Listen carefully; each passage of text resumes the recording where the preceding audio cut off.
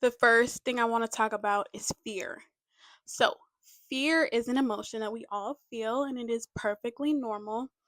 Um, but with knowing that when a whole collective is in a state of fear, they are easier to control.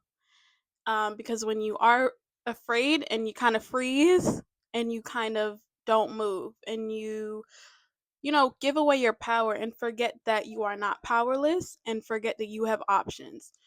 And so we want to make sure that, especially during this time right now, we're not sitting in a state of fear.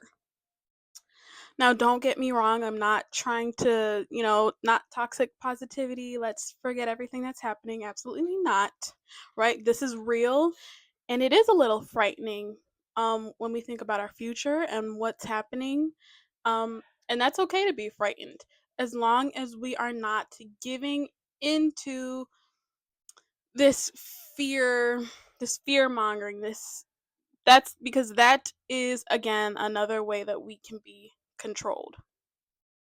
So when we do feel this fear, we have options. What are our options? We can look at the resources that we have around us. What are the groups around you in your local neighborhood, in your town, in your community? Maybe there isn't one and maybe you need to create one. Maybe it's a group where you guys are a safe place for everyone to come and to feel safe and to hold space for everyone. And maybe it's a group where you guys gather resources. And maybe it's a group where you just talk about your feelings. But make sure that you're in a state of, what can I do about this? What can I do to make myself feel safe and make the people around me feel safe?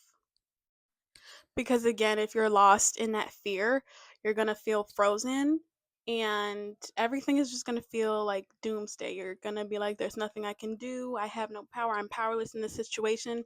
And that is simply not the truth. We as the people have the power. We as the people have the power. And so as we step into our power, come together as a community because community is so important.